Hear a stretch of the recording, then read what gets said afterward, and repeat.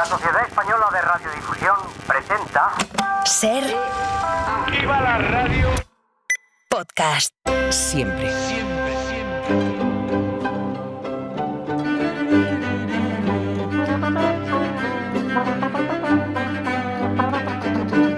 Hola Nieves, buenas tardes. Buenas tardes, Carla. ¿Qué tal? ¿Cómo estás? Yo muy bien, ¿y tú? Bien. Mira, el paseo por la historia que vamos a dar esta tarde, yo creo que bien podría ser presentado como con un título de película, ¿no?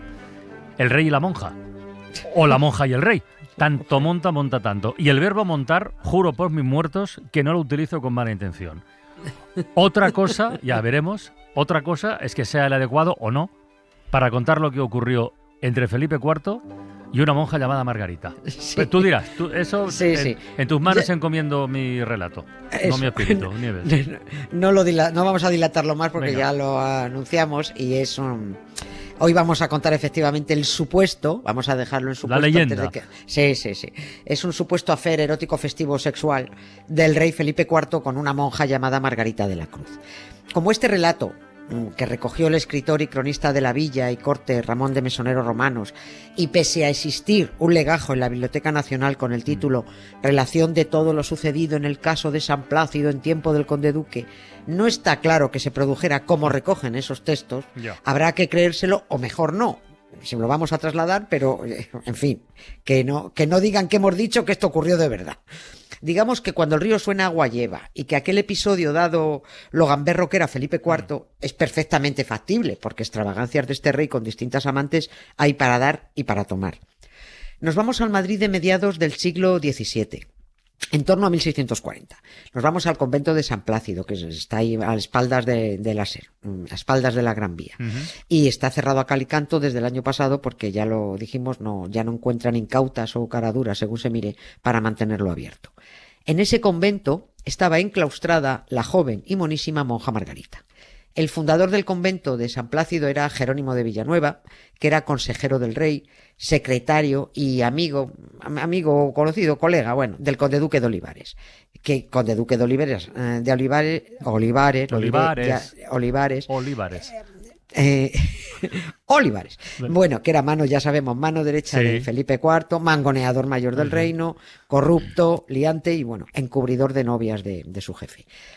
Y así fue como, según el relato cotilla que nos ocupa, el conde duque, advertido por su amigo Jerónimo de Villanueva, informó al rey de que en San Plácido había una chavala para mojar pan. Que fuera monja solo era un ligero contratiempo. Girls in white dresses with blue satin sashes, snowflakes that stay on my nose and eyelashes, silver white winters that melt into springs. These are a few of my favorite things. When the dog bites, when the bee stings, when I'm feeling sad, I simply remember my favorite things and then I don't feel so bad. Nos viene bien, la banda sonora de Sonrisas y Lágrimas. Sí. Dices un contratiempo que segurísimo supo solventar el conde duque de Olivares. Olivares. Ese le solucionaba todo al Era el rey. conseguidor. Sí, el conseguidor. Se solucionó con cuidadín, porque es que el convento era de clausura. Sí. No era tan fácil apañar un encuentro para el que, no hace falta decirlo, nadie había consultado con la monja Margarita, por supuesto. Jerónimo de Villanueva vivía, porque por cierto este episodio cambiado y tal también lo usó Torrente Ballester en su Crónica del Rey Pasmado, ¿no? Cuando hizo la caricatura de Felipe IV. Jerónimo de Villanueva vivía pegando con el convento, pared con pared. Y por eso tenía comunicación directa por el sótano. Había una especie de puerta discreta por la carbonera. Y por ahí se planificó la entrada del rey. Se organizó la cita a escondidas. A Margarita le dijeron que quería verla el rey en una estancia. La monja dijo, en principio se asustó un poco, pero bueno, era el rey, no se le iba a negar la entrevista, a ver qué quiere su majestad. Llegó la muchacha, vio las intenciones de Felipe IV y salió de estampida a chivarse a la abadesa. Teresa de Silva se llamaba la abadesa. La abadesa, esta mujer, tiró de contactos, llegó hasta determinados nobles y pidió ayuda para que convencieran al rey de que se estuviera quieto. Pero los contactos le dijeron a la abadesa, mira, hija, lo sentimos mucho, pero donde el rey pone el ojo, pilla novia. Y que nadie le iba a llevar la contraria. En esto, aunque sean distintas dinastías, ya te digo que clavaditos el Borbón corrupto, Juan Carlos y el Austria Felipe IV, ¿eh? Ya lo siento, pero es que la comparación es inevitable. En esto que dices de buscar o tapar a las novias, Felipe IV tenía al conde duque de Olivares y Juan Carlos, ¿a quién tenía? Al jefe de la Casa Real. A Sabino. A Sabino Fernández Campo. Sí, sí. Pero tenían eran muy distintos en sus actitudes. La diferencia entre el conde duque y Sabino es que el conde duque le buscaba novias a Felipe IV y Sabino intentaba que Juan Carlos echara las menos posibles y tapar las que había también y que dejaran de usarse recursos de la jefatura del Estado para mantener a las amantes que pululaban por ahí por Borgoña. Bueno, hasta que Sabino dejó de taparlas y eso fue lo que le costó su destitución. Estas cosas no se publican en primeras páginas ni abren informativos porque para los periodistas serios estas cosas son solo cotilleos sin importancia. No, esto no hace falta contarlo, aunque nos hayan costado muchos millones de euros, esas cosas sin importancia. Recordemos que Juan Carlos se cargó a Sabino en 1992 para que dejara de recordarle que no estaba bonito esto de estar hoy con la fotógrafa Queca Campillo, mañana con la decoradora Marta Gallá, al día siguiente con Bárbara Rey. Y por cierto, y lo traigo a la memoria, hace año y pico que teníamos la esperanza de que la Brigada de Patrimonio Histórico de la Policía Nacional diera algún detalle sobre la investigación que aún mantiene abierta desde 1989 sobre el robo de 4 pinturas, 2 de ellas de Velázquez, 2 retratos, del Palacio Real, que al parecer cuelgan en la casa de una de las novias del rey. Sí, lo contamos aquí, sí, señora. Claro, sí, y eso está contado y publicado en el libro, acuérdate, de King Corp también. Sí. Bueno, sí. Sabino tenía datos de ese robo y de la casa donde aún lucen.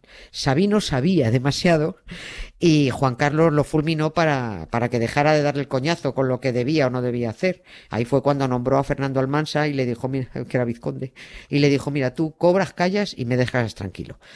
En caso de que, también te digo que en caso de que la policía confirmara que Juan Carlos robó los cuadros, que no lo haría jamás confirmaría esto, bueno, no lo robó él, mandaría a robarlos, daría igual porque es que recordemos que el rey es inviolable y no está sujeto a responsabilidad, como Felipe IV.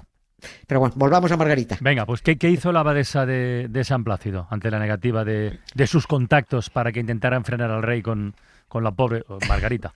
Sí, Marga. La abadesa organizó siempre, según el relato insistimos, organizó una performance. Cuando fue informada del día que el rey Felipe IV iba a volver a visitar a Margarita, hizo que la monja se hiciera la muerta. La tumbó en la cama de la celda con un crucifijo entre las manos y montó un velatorio en toda regla. Los cirios encendidos, monja llorando y Margarita ahí aguantando la respiración. Dice, no te muevas, Marga. Si convencían al rey de que Margarita se había muerto, pues la dejaría en paz. Y al principio coló, porque el revolcón se suspendió. El rey se disgustó porque, hombre, se quedó con ganas de Marga, pero la trampa acabó descubriéndose y al final la monja tragó, cuentan, con varias citas. No sabemos si al final Margarita le pilló el gusto al rey, pero bueno, las quejas de la abadesa llegaron hasta el Santo Oficio, hasta la Inquisición. Y resulta que el inquisidor general era por aquel entonces el confesor del rey, Fray Antonio de Sotomayor, que le arreó un tirón de orejas a Felipe IV y le dijo que, hombre, que dejara ya de ligar con la monja Margarita. El rey dijo que vale, que sí, que tampoco para ponerse así, hombre, pues si tengo 50 novias, que igual da una más. Pero como la Inquisición era un perro de presa y cuando mordía no soltaba, el Santo Oficio quería un culpable y se fue a por el más débil del trío Calavera ese que había.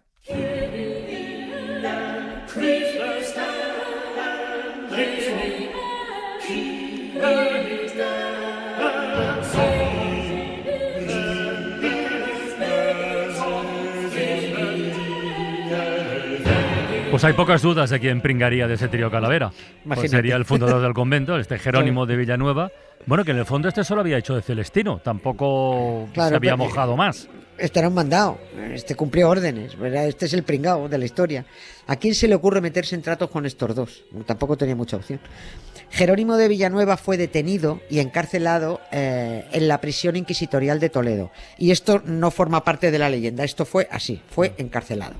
El proceso fue muy largo y muy enrevesado, voy a resumirlo lo mejor que pueda, porque Jerónimo de Villanueva tenía antecedentes con la Inquisición por un proceso 15 años antes en el que también estuvieron implicadas las monjas del convento de San Plácido, porque alguien, es que esto había mucha historia detrás. Alguien denunció que hacían pactos con el diablo, las monjas de San Plácido. Malo. Las venitas, creo que la llamaban, no estoy segura. Bueno, no nos podemos entretener con esto, que tiene mucho recorrido, pero fue un proceso conocido como el de las endemoniadas de San Plácido, que no estaban endemoniadas, pero se las acusó de ello porque se sospechaba que estuvieron relacionadas con un movimiento herético que se llamaba de los alumbrados, que estaban relacionados con el protestantismo. Que no tiene nada que ver con los iluminados esto, con los Illuminati, no tendrá nada que ver, ¿no? Los Illuminati también los llamaban después, sí, pero estaban los alumbrados, los iluminados, que también les llamaban igual, era gente que empezó a recibir el protestantismo en España cuando se produjo, y eso estuvo vigiladísimo. Vale. Y bueno, se abrieron multitud de procesos. Bueno, pues de ahí le venían los antecedentes a Jerónimo de Villanueva y por eso se fueron otra vez a por él. El rey y el conde duque, esto ya sí es el relato, presionaron al inquisidor general en España para que frenara el proceso. Pero los ecos ya habían llegado a Roma y el Papa, que no sé si era, porque no tengo clara la fecha, al ser un relato que, insisto, hay que poner en cuarentena, si era Urbano VIII o Inocencio X, todo esto dicen que ocurrió en el interregno, si es que ocurrió. Bueno, pues pidió al Santo Oficio, Roma pidió al Santo Oficio de España que le enviara más documentación. Si en Roma investigaban demasiado a Villanueva, oye, lo mismo llegaban hasta el sacrílego y pecador rey Felipe IV. La Inquisición reunió efectivamente la documentación requerida por el Papa y se le entregó en una arqueta sellada a uno de los notarios del Consejo Real. Muy bien. Pero no llegó. ¿No llegó nunca? No llegó. Pero ¿quién o quién no llegó? ¿El notario o la documentación? No llegó ninguno. Se supone que se ordenó la discreta detención del notario. Sí. Se alertó a los virreyes de Sicilia y Nápoles, a los embajadores en Roma y Génova, y el que lo pillara, que lo retuviera y que le quitara la arqueta con la documentación y que esa arqueta se enviara de vuelta a Madrid, a manos del conde duque o del rey o de quien fuera. El contenido de esa arqueta, cuentan, fue quemado en la chimenea de los aposentos reales. Fin del affair erótico festivo de Felipe IV con la monja Margarita. Villanueva fue puesto en libertad 2 años después por intercesión real, con la prohibición de volver al convento. Prohibido también tener contacto con las monjas, tuvo que entregar 2.000 ducados de limosna y desterrarse de Madrid. Y también tuvo que ayunar todos los viernes durante 1 año. No sé si lo cumplió, seguramente no. Respecto a la abadesa que montó la performance, quiso sacar alguna compensación por todo lo que había liado el rey. Y consiguió varias cosas, dicen. Que el rey comprara un reloj para la torre del convento. Un supuesto reloj que hasta finales del siglo XIX tenía una sonoridad muy peculiar. ¿Ah, sí? En vez de dar los cuartos con las habituales campanadas, las daba tocando a muerto, para recordar aquel episodio de la monja Margarita y el velatorio que no coló. Y dijeron además que el rey, para desagraviar al convento, encargó a Velázquez, que era el pintor de corte, que le pintara un Cristo para regalárselo a las monjas sacacuartos. Ese sería el famoso Cristo de Velázquez que ahora está en el Museo del Prado. Pero esto es mentira, absolutamente mentira. El recorrido del Cristo no fue ese y es anterior a la época. ¿Qué parte de esta historia es cierta y dónde se metieron los adornos? Pues mira, no lo sabemos. Pero como harían Ana Rosa Inda o Eduardo Quintana o Pedro José Ferreras, pues mira, no vamos a dejar que la realidad nos joda una buena historia.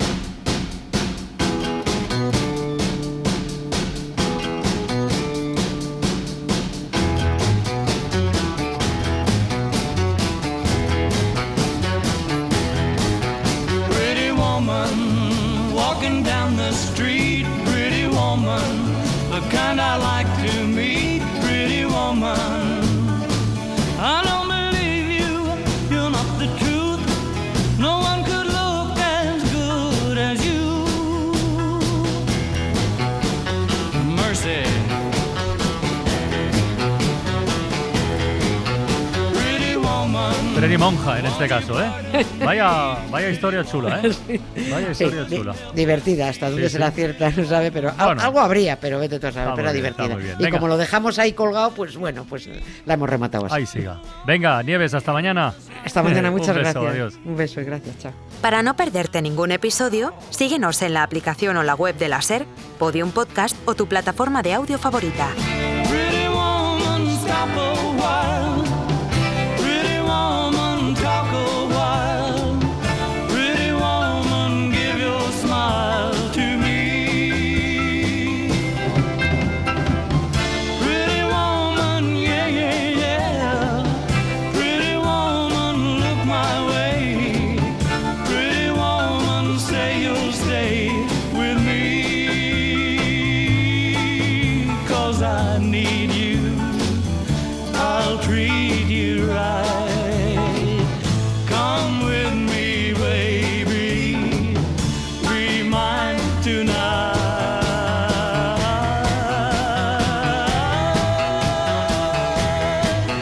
Pretty woman, don't walk on by.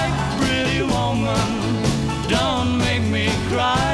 Pretty woman, don't walk away. Hey, okay, if that's the way it must be, okay. I guess I'll go on home, it's late. There'll be tomorrow night, but wait, what do I say?